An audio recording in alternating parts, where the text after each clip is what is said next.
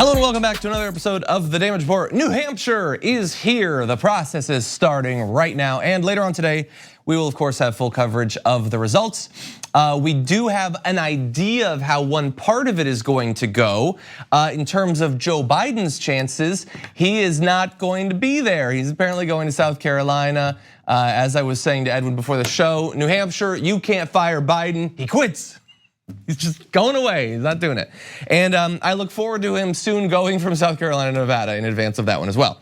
But anyway, look, on today we got a lot to get to. We've got author Robert Frank who's gonna come on and talk about his book, Under the Influence, Putting Peer Pressure to Work, hoping to learn a lot there. We've got Michael Bloomberg fighting with Donald Trump about stop and frisk. Those are the two, for some reason, talking about it, and they both look terrible coming out of it. But also, importantly, we have a big interview with author and host Thom Hartmann. He is coming on to talk about his book. It is The Hidden History of the War on Voting. He'd previously been on for his book on the Supreme Court. Now we're talking about voter suppression, the history of it, but the current state as well. So stick around, that's gonna be in the next block, a big interview, very interesting book. But before we get to all that, I mean, come on, we gotta talk about Chuck Todd, people. Last night, Chuck Todd launched an attack against Bernie Sanders supporters that, like, you could not do it against the supporters of any other candidate. But you know what, just in case you haven't seen it, here it is. Hey, I want to bring up something that Jonathan last put in the Bulwark today, and it was about how in Ruth, we've all been on the receiving end of the Bernie online brigade. And here's what he says. He says, no other candidate has anything like this sort of digital brown shirt brigade. I mean, except for Donald Trump. The question no one is asking is this: what if you can't win the presidency without an online mob? What if we now live in a world where having a bullying agro-social media army running around, popping anyone who sticks their head up is either an important ingredient for or a critical marker of success? Wow. Okay, that's I know everybody's freaking out about this, but you saw the MAGA rally that's preparing around here. There are people coming from 3 or 4 states on that. That's real, and you know, this is like Bernie. That is a really depressing sentence that you just read. Yeah, I agree with her. That was a really depressing's not the biggest issue. I would say insane is up there, like deeply offensive, anti-Semitic, I would probably throw up there too. So this author, Jonathan Last, writes this article where the supporters of a Jewish American presidential candidate who himself lost family members in the Holocaust, those supporters are Nazis. They're a militia that got Nazis into power. That's how we're going to compare. And the thing is, I know some Chuck Todd defenders might say, well, Chuck Todd's not saying it, it's Jonathan Last that's saying it. Noted and dismissed, because first of all, he chose to take that Jonathan Last article and talk about it. Never once did he disagree with Jonathan Last about that characterization. He never even gave like sort of a sort of wishy-washy, well, you know, I don't like the terminology, it's a bit extremist, but maybe there's something there. He just cited it and then moved on. And then at the end, he chose to compare Trump rallies to Bernie Sanders rallies and said that they're the same. Yes, there's a lot of people at both. It's possible that there are more substantive differences between those if someone who's an actual journalist cared to find out, maybe talk to them, maybe try to understand the movement a little bit. Chuck Todd has no interest in that. He just smeared the front runners' supporters as Nazi instigators. And he's perfectly fine. I haven't heard anything from MSNBC that he's in trouble. I haven't seen any sort of retraction, any sort of apology. Importantly, the next big debate before the Nevada caucuses, you know who's gonna be a moderator? Chuck Todd, the guy who thinks that the front-runner supporters are Nazis, is going to be asking questions of Bernie Sanders. He's going to be choosing, what are we gonna focus on? I mean, you saw in the last debate where Chuck Todd wasn't even there, the first 15 minutes of the debate were, everyone tell me why Bernie Sanders can't possibly win, and in fact, why having a Democratic Socialist as the nominee will tank every Democrat's chances. That was without the Bernie Sanders bros are Nazis guy. But Chuck Todd is going to be there. Imagine, could you do this to the supporters of any other candidate? And by the way, I wanna sort of complete the loop here. because they start off, and if you watch the full video, even before that, they're talking about, they bring on the guy who thinks it's unfair to call Michael Bloomberg an oligarch. And he says, look, we've all been on the receiving end of the Bernie bros. They're always mad. Why are they always so mad? Why do they lash out at people? Oh, by the way, they're Nazis. Maybe there's a link there. Maybe the fact that you so callously and anti-Semitically attack the supporters on a daily basis, never once try to understand them. There's no devil's advocate, there's nothing like that. Maybe that's why they're so pissed off. Maybe there's a feeling that you guys aren't fundamentally being fair. And maybe we think as outsiders that it's a little bit weird that on the liberal network, the assumption for everyone on the panel is that obviously it's a bad thing if Bernie Sanders were to win. Let's discuss the various ways it's a bad thing. Don't you think maybe Chuck Todd and the rest of the people on the panel that that's maybe why a little bit of that anger is there, a little bit of that frustration and suspicion is there? But that's not it, okay? I wanna show you 2 more clips that really clinch it. So here they move on. What if Bernie Sanders were to sort of win? This is a part of the campaign that we never had to worry about 4 years ago. Yeah, and I think the question becomes, what if we get to the convention and Bernie Sanders does not have anywhere near a majority, but he has a plurality. He has 35, 37% of the delegates, and he goes to the convention and says, I won more primaries than anyone else. I have more delegates than anyone else. I dare you to deny me the nomination. That's exactly what I was superdelegates. talking about. Right. You don't have superdelegates anymore. I mean, On the according to first ballot. current rules, at least on the first ballot, you don't have the members of Congress who would be the elders. I mean, that was exactly the reform that the Bernie Sanders people demanded.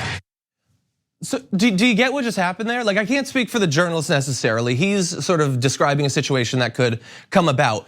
But was that Andrea Mitchell and Chuck Todd? Instantly, the assumption is, and thus, how would they stop him? Obviously, they have to stop him. It would be a disaster if they didn't stop him, but how would they? I mean, they don't have the superdelegates. And Chuck Todd jumps in and says, no, just on the first vote. They're still there. And then she says, well, we don't have the elders in the room. Just assuming that we should have elders in the room to correct the situation. This horrible, unthinkable situation that would come about if Bernie Sanders received the most votes. And so again, maybe you should try to understand a bit of why we're so frustrated that the assumption of every one of the responsible newsy people on that panel is, of course it's a bad thing if he were to win. But they don't get it. Even when they go to comical lengths to disregard Bernie Sanders.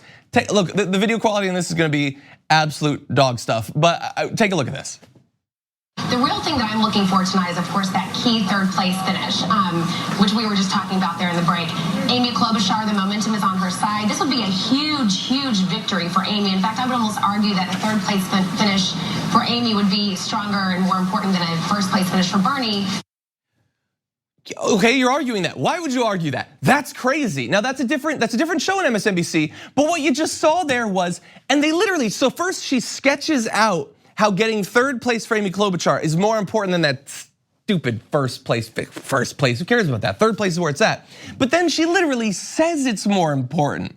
You remember all that talk you've heard earlier in this season and indeed in every Democratic primary is there's 2 tickets, maybe 3 out of Iowa, but no one has ever won who didn't win those states. Now, we are miles away from that. Now, 3rd place is actually where you wanna be. 1st place, 2nd place, that's where losers dwell, okay? 3rd place is the best. You wanna be Amy Klobuchar. You wanna get 3rd in New Hampshire, have no map in sight after that. No strategy, no money to get a strategy going on. She's got nothing in plans for Nevada, South Carolina, no chance on Super Tuesday. But no, that's the important thing. Let's not even talk about who's in first. First, what are we, primitives? What are we, savages to talk about first? It's absurd the lengths that they go to disregard him. And then when they choose to focus on him, you sort of pine for the times when they disregarded him because at least then they're not calling his supporters Nazis. That's the rock and the hard place that the liberal news network puts us in. Okay, stick around, Thom Hartmann after this.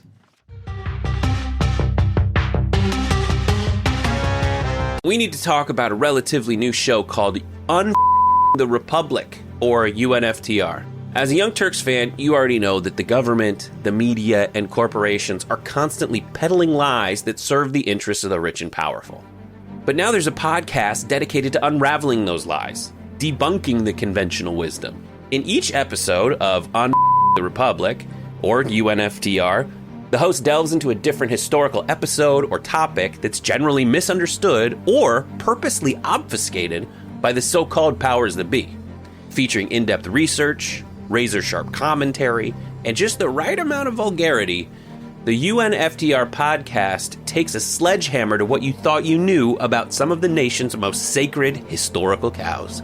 But don't just take my word for it. The New York Times described UNFTR as consistently compelling and educational, aiming to challenge conventional wisdom and upend the historical narratives that were taught in school. For as the great philosopher Yoda once put it, "You must unlearn what you have learned." And that's true whether you're in Jedi training or you're uprooting and exposing all the propaganda and disinformation you've been fed over the course of your lifetime. So search for UNFTR in your podcast app today and get ready to get informed, angered, and entertained all at the same time.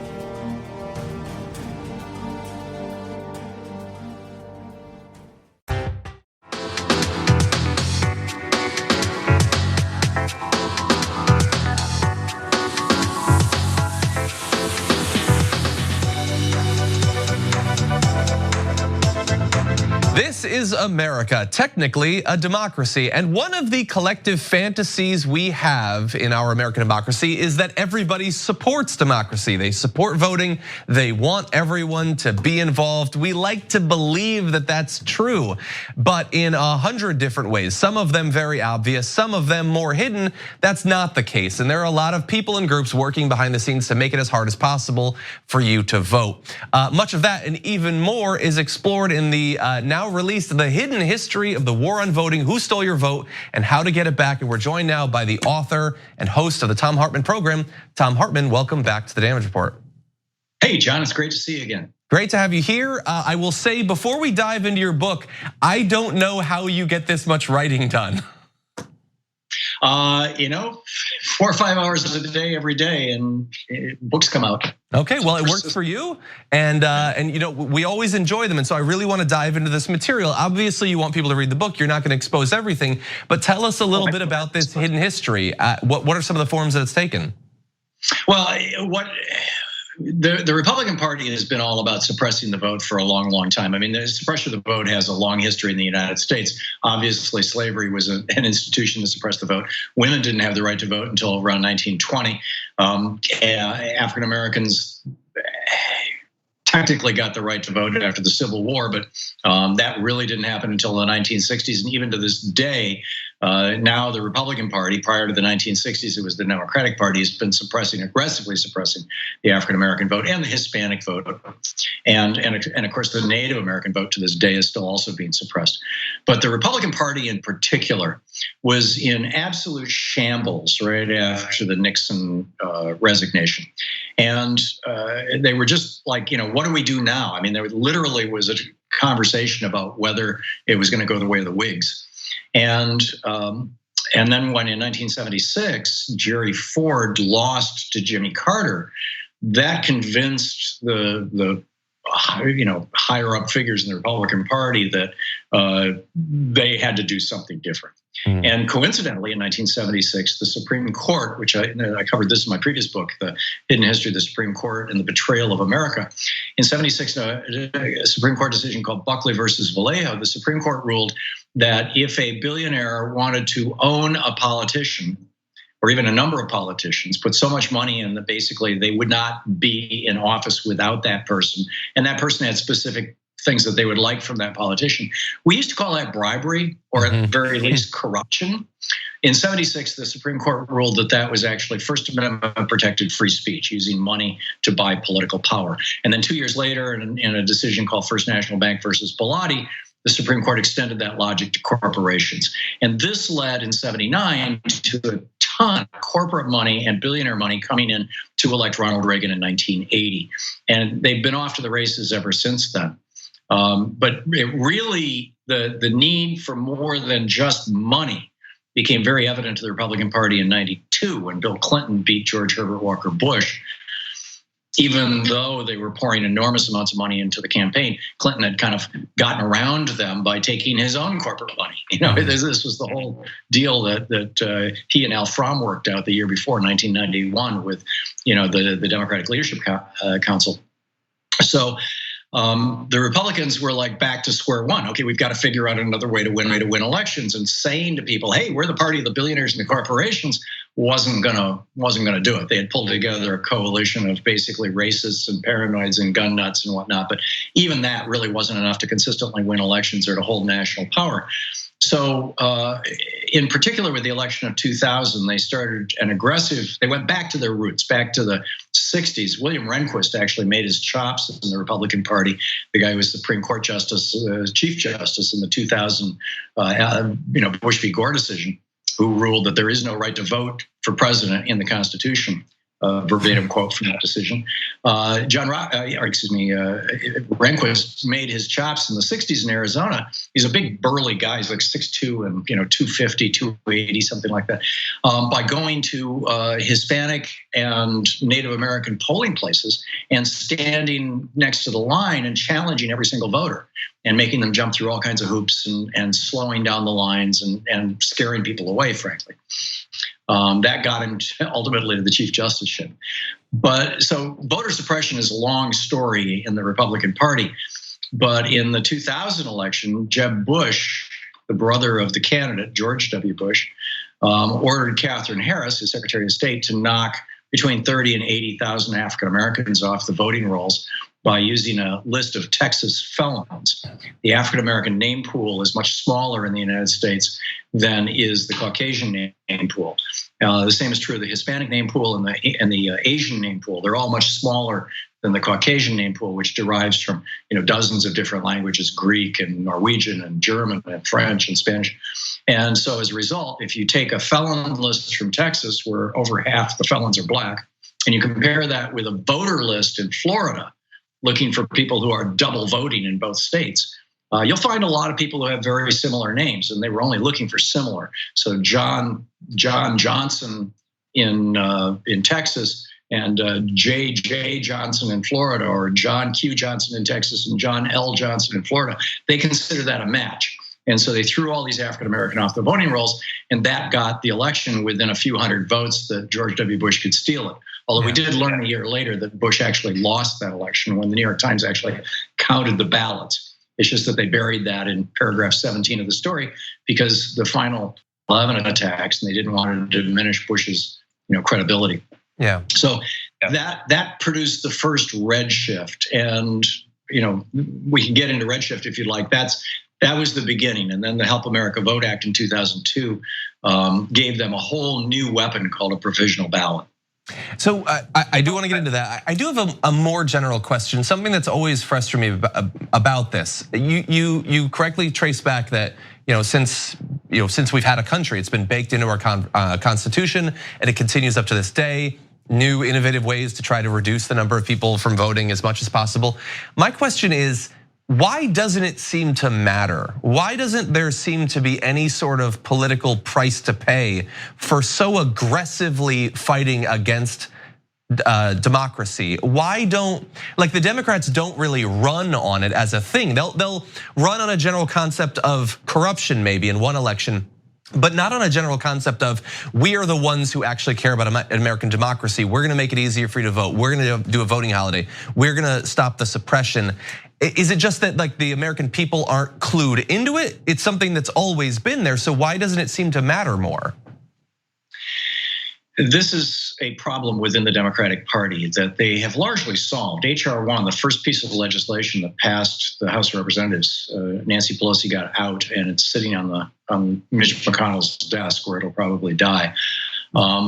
Addresses that issue and essentially makes voting a right and cleans up a lot of these problems and forbids a lot of the things that the Republicans are doing right now. But I remember back in 2000, I think it was 2005, a bunch of us who were with Air America at the time, it was me and Randy Rhodes. I don't think Al Franken was there. There were a couple of other hosts, though. We went to Washington, D.C., and we met with a group of 6 or 7 Democratic senators. And later that day, we met with a bunch of House members. And we were talking about media generally, but this issue came up, that there had been this massive voter suppression in the 2002 election, in the 2004 election. Why are you guys not yelling about it? And in particular, at that point in time, we thought that redshift was being caused by voting machines being hacked. And so we were like, why are you guys not yelling about voting machines? And one of the Democratic senators, a member of the leadership, of the senior leadership of the Democratic Party in the Senate, not Chuck Schumer, but another senator, made the comment to us that they were concerned about bringing this topic up because they were afraid that if people thought that they couldn't trust that their vote would be counted, that they wouldn't show up, they wouldn't vote. And they didn't want to do anything to discourage people from showing up and voting. So they were essentially trying to ignore the issue. And that was pretty much the party's position right up until about 4 years ago. Wow. And well, thankfully, years ago, Republicans stopped doing this. They're not interested in suppressing the vote anymore. So it was a strategy that worked out just fine. Based on your historical analysis and your current read of some of the efforts to fight back against this, you point to things like HR 1. There's groups like Stacey Abrams and things like that. Are you pretty satisfied with HR 1? Are there other efforts either at the federal level or that activists are engaged in that you think we should be focusing more on to try to fight back against this? Well, HR 1 is a really, really solid, good beginning. And then there's another piece of legislation, and I'm sorry, I don't remember the bill number, but it also passed, which was a little more modest version that they thought would be Republican acceptable. That also is sitting on Mitch McConnell's desk. Really, though, what we need to do is assert that voting is a right. As Rehnquist pointed out in the Bush v. Gore decision, where George Bush sued to stop the recount in Florida because if it continued, it would, quote, cause irreparable harm to complainant George W. Bush, end quote, which was actually we don't want that. Right. But as Rehnquist pointed out, there is no right to vote in the Constitution. And the reason why there's not a right to vote in the Constitution is because so many people were excluded from voting at the time the Constitution was written. And, as I pointed out earlier, women didn't even get the vote until 1920. So what we need is a constitutional amendment at the best, or a very specific piece of legislation at the very least, that explicitly says that voting in the United States is a right, not a privilege. And what that would do is it would flip the burden of proof, essentially. Right now, if you live in a state with a Republican Secretary of State, the odds are reasonably good, particularly if you live in a city or you live near an area that has a large African-American population, a large student population, or a large elderly population, that your name will be removed from the voting rolls, particularly if you didn't vote in the last election. They'll say, oh, he's moved, and they'll take your name off the rolls. And when you show up to vote, they'll give you a provisional ballot. I call them placebo ballots, which is never counted unless the election is contested. And even then, your vote won't be counted unless you've gone to the Secretary of State's office to prove that you were actually legitimately voting.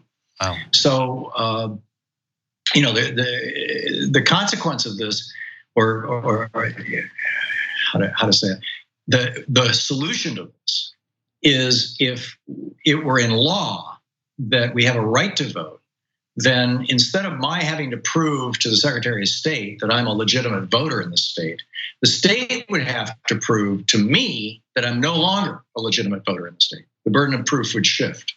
And it would make all of these, or not all, but the vast majority of these Republican games stop. Yeah, and it seems like the sort of amendment that how could you stand against it, although I'm sure that Sean Hannity would find a way, and Mitch McConnell. So I want to tantalize people about the book a little bit, and so I want to talk just briefly. We don't have to spoil the whole thing, but one of the areas that you get into that I don't hear a lot of talk about, especially from the left, is about the possibility of adding additional states. Can you tell us a little bit about that and why you think that's a direction we should move in? Yeah, first of all, there's a long precedent for this, John. Back right after the Civil War, Abraham Lincoln was concerned that as the southern states reconstructed their constitutions and came back into the Union, that they may end up with a majority of the Senate. and which would be a disaster for the Republicans. And so at that time, it took, as I recall, 34,000. The number's in the book, but it was in that neighborhood. 34,000 people in a territory to qualify to be a state. That was the minimum number for one member of the House of Representatives. And Nevada only had, as I recall, around 14 or 16,000 people in it, or at least white citizens. And but Abraham Lincoln reached out to Nevada and made them a state anyway, just to get 2 more senators. And then after Andrew Johnson left office in 1869 and Ulysses S. Grant came in as president, he was facing the same thing. Again, the southern states were coming back into the Union, and they were concerned about holding a Republican majority in the Senate. And so the Dakota Territory, which was one territory at the time, and had fewer than 40,000 people in what became both states. In fact, I believe it was fewer than 30,000 people. He declared that the Dakota Territory would become 2 states, North Dakota and South Dakota, and each state would have 2 senators. And so the Republican Party got 6 senators over about a 15-year period by simply adding states. And that held the Republican majority in the Senate for a long, long time. We could do sort of the same thing right now by simply having the District of Columbia, which at over 1 million people has more people than Wyoming or Vermont or some other states, having them become a state and having Puerto Rico become a state. And in both cases, there have been groups that have been working towards that. So it's not some oddball idea. It's actually based in a lot of effort that's been done over the years. So very interesting. As always, we're glad to have you on. You write fascinating books, and everybody always says about books that are concerned with history that it has lessons for today. But this, all it has is lessons for today. We're still engaged in so many of these fights, and I'm always glad to see people focusing on the issue of voting rights and democracy. And so, Thom, as always, thank you. Thank you, John. It's a pleasure to be on your program. Thank you so much for the opportunity. And I want to plug the book one more time if we could bring it up. It is The Hidden History of the War on Voting, Who Stole Your Vote and How to Get It Back, available now by author Thom Hartmann. And we're going to take a short break, but we'll be back with more right after this.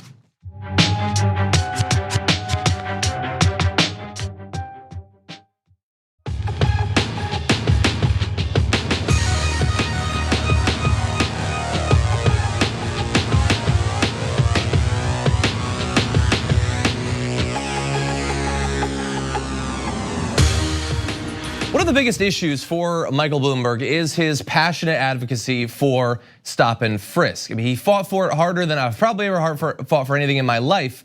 Although oddly, he doesn't mention it in any of his ads which are running all over the country right now. Some are probably running on this video you're watching. But look, the things that he said about this policy, which obviously was designed and indeed did, was incredibly inequitable in who it targeted. It was a horrible, horrible racist policy. Is that more and more of the quotes of him defending it are coming out. So I want you to take a look at this defense from Michael Bloomberg from back in the day. 95% of your murderers and murder victims fit one MO. You can just take the description, Xerox it, and pass it out to all the cops. They are male, minorities, 15 to 21. That's true in New York, it's true in virtually every city.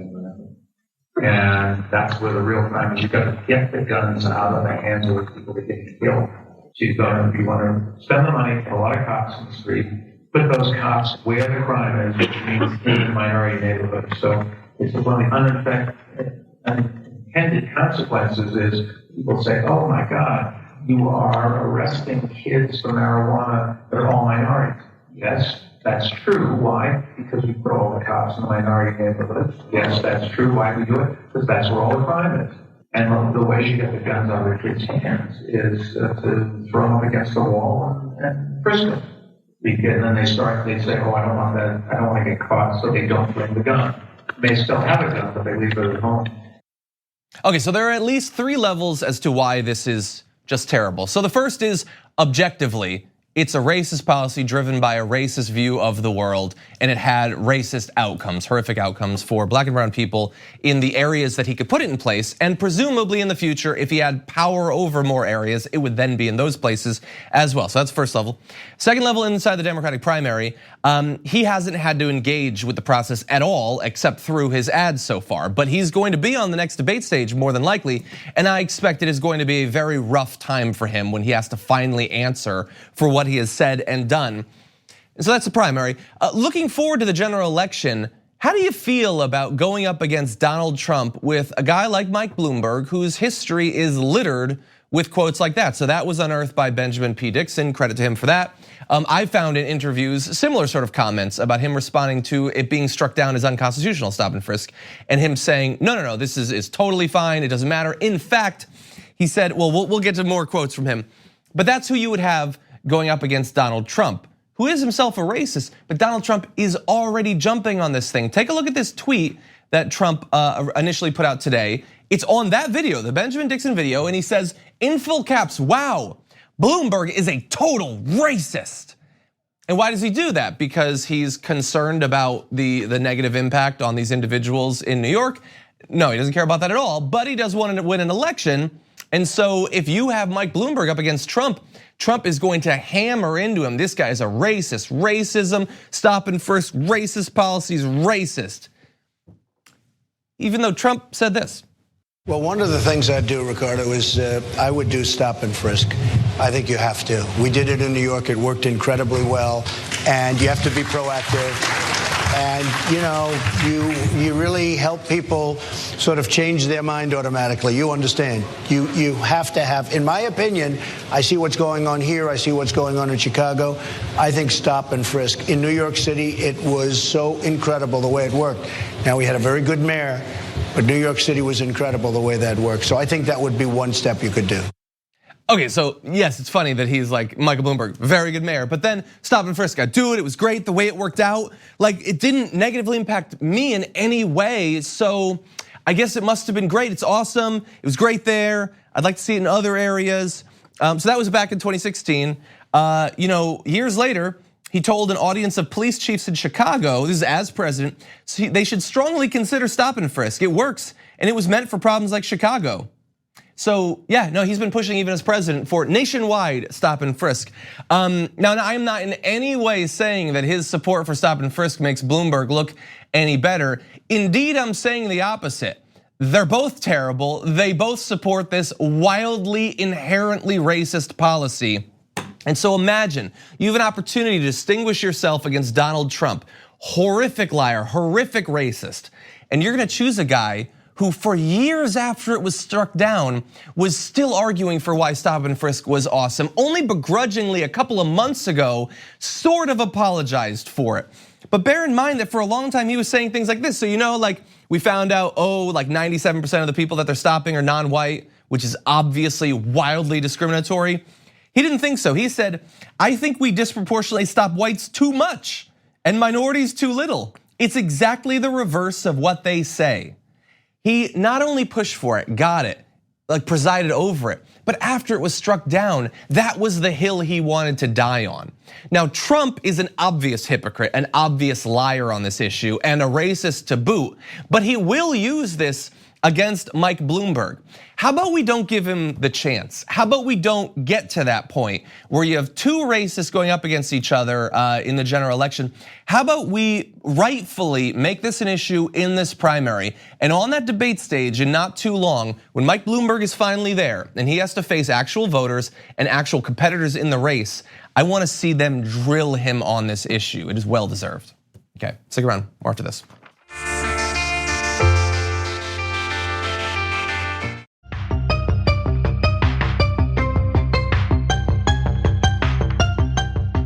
For a long time trying to figure out how do we convince people of the threat posed by climate change, but more importantly, beyond that, how do we actually push people to make the right changes? Regular people, but also those with actual power over national policy. Well, joining us right now is an author with a few ideas on that area, Robert H. Frank, author of Under the Influence, Putting Peer Pressure to Work. Welcome to the show. Thank you, John. Very glad to have you here. So Peer pressure and climate change, what's the connection between those two things? The reason we emit energy in the ways we do and build big houses and drive heavy cars is not so much that we don't pay the right prices for those things. That's part of the problem, to be sure. Mainly, we do those things because other people like us do them. And that's the surest route to get us to change our behavior, is to nudge other people to start changing too. So in these areas like the size of homes, the size and power of cars and things like that, we have seen a sort of arms race where people are not necessarily getting what they need or even a little bit beyond what they need, but because they're surrounded in a context where people are consuming more and more and bigger, that's driving a lot of really significant economic activity, correct?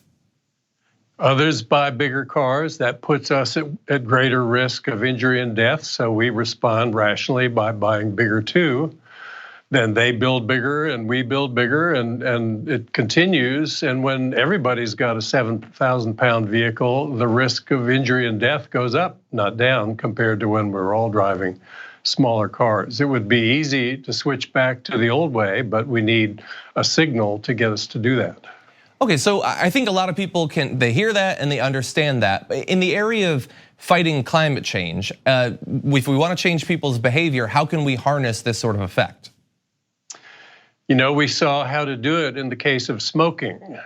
Smoking causes harm to others. The real reason it makes sense to tax it and discourage it is to prevent people from causing that harm to others. The greatest harm you cause if you become a smoker is to make others more likely to smoke. We never offered that as a reason.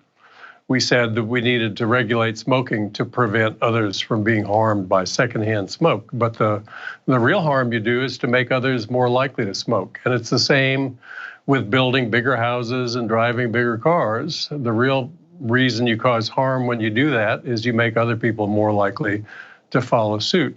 And so simple changes in policy could get us to reverse those trends, and it would be much easier also to raise the prodigious sums we need in order to invest in a green energy economy. All that would be much easier than people realize, just because there's such tremendous leverage in peer effects.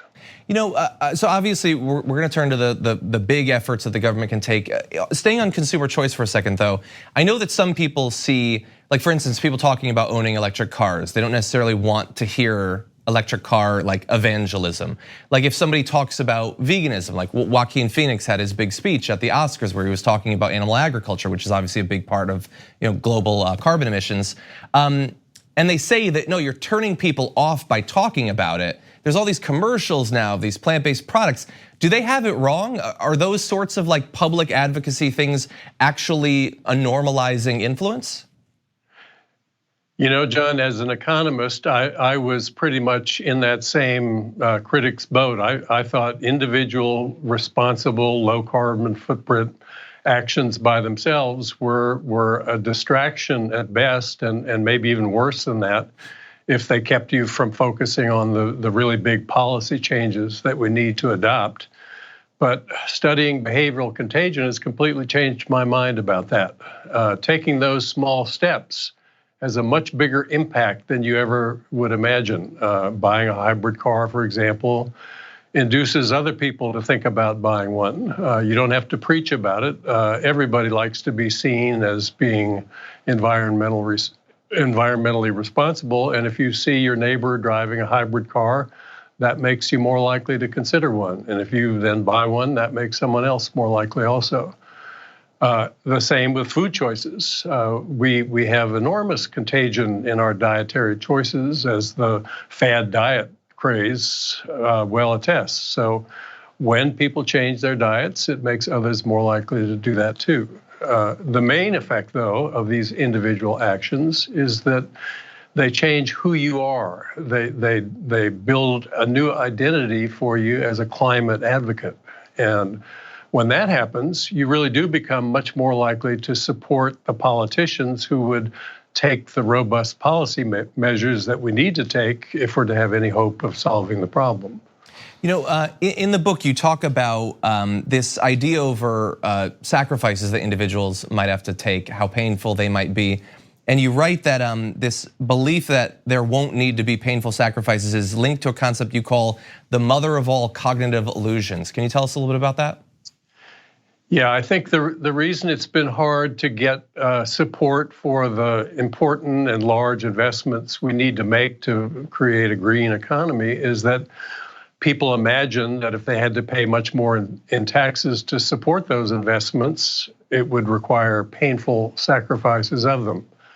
Nobody's proposing to tax wealthy people so much that they can't afford to buy what they need. That's not on the table at all. What they seem worried about is that they won't be able to afford the special extras that they want, maybe a penthouse apartment with a sweeping view of the city. But special extras by their nature are just a relative concept. They're in short supply, there are only so many of them. How do you get them? You have to outbid people like yourself who also want them. And here's the key, when your taxes go up and their taxes go up, everyone's bidding power for those special extras remains exactly the same as before. So the same scarce penthouse apartments with sweeping views end up in the same hands as they would have before the tax increase. Nobody needs to make any painful sacrifices at all. You know, it's fascinating. But there's one other area I was interested in. We saw a Q&A that you had done about the book, and you were responding to some of the critiques of one of the big legislative pushes concerning climate change right now, which is the Green New Deal, which has sort of a holistic view of the climate crisis, but connected with a number of other issues. And that is often what is attacked when people attack the Green New Deal. Can you tell us a little bit about your response to those critiques of the Green New Deal? Yeah, it's interesting, John. The critics, many of them on the left, say that, oh, that's too ambitious. If you tackle inequality and climate all at once, you'll just ensure failure in both domains. But if you look at the policies we would need to adopt to attack either one of those problems alone, you'll see immediately that the policies are deeply synergistic. We would need to raise a lot of money from high-income voters if we're to finance the green investments we need to make to have a renewable energy economy. The very fact of taxing those high-income voters would generate the revenue needed to pay for those investments, but it would also have a second effect. It would reduce the extreme income differences between people at the top and everyone else. So there's not only not a conflict between the two approaches, if we don't do both of them at once, neither one of them is likely to succeed. I obviously could not agree more. The book is Under the Influence, Putting Peer Pressure to Work. Robert H. Frank, thank you so much for joining us on the show today. We really do appreciate it. And for those of you at home, we have just a little bit more. We'll see you on the other side.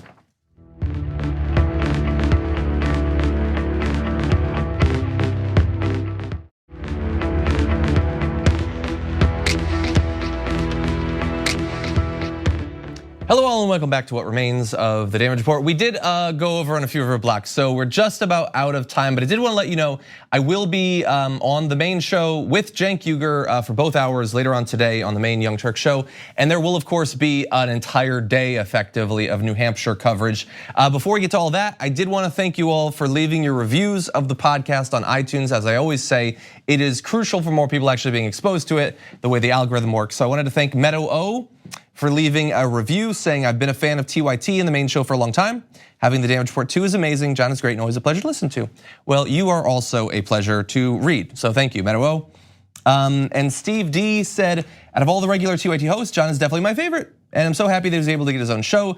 The wide variety of topics and guests mixed with John's personable reporting style really helped keep the show exciting and fun to listen to. I also appreciate his continued focus on important international subjects, particularly climate change. Additionally, I feel like I have to mention how awesome the transition music is between ads and segments. So that is Bart. I don't get any credit for that, but Bart, thank you for the great music. It is being recognized. And thank you to everybody who's left those reviews and left a 5-star review. We're closing in on 2,000, which I would love to get to. Oh, also, we're gonna be trying to do a little bit more sort of like back and forth with people watching the show. So we don't have any sort of notice or anything yet, but there is a hashtag TDR Live, like TYT Live, that you can tweet at us. And I'm gonna try to read it periodically throughout the show. So if you have a question or a comment about something that we're talking about or something that you see in the news that we might not notice, I'll be trying to pay attention to that too. I did want to give you one fast little bit of breaking news. I know a lot of people have been really worried about the spread of the coronavirus. It's killed a lot of people, but our president believes that he has the solution. He says that it will die out when it gets hot, that heat kills viruses. And so, by like April, we should be good. So that's what I'm gonna leave you with. See you tomorrow on JR Wednesdays.